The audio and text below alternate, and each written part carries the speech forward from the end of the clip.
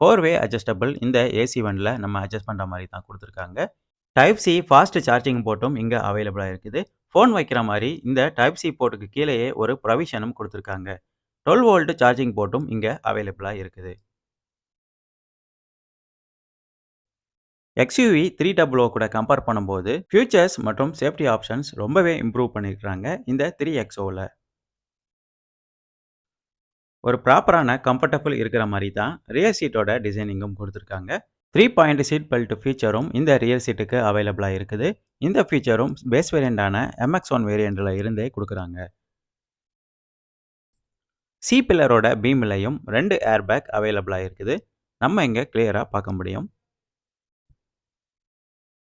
மொத்தம் 8 air bag இந்த AX5 வேரியண்ட்டுக்கு அவைலபிளா இருக்குது.